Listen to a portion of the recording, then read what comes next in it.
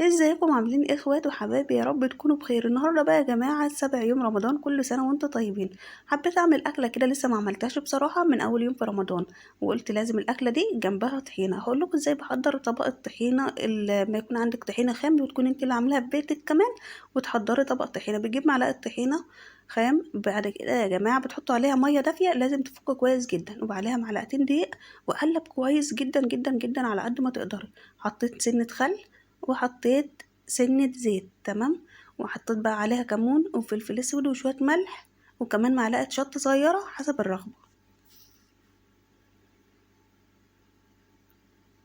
هقلب بقى كل المكونات دي مع بعض، واحطها بقى يا جماعة في اطباق التقديم.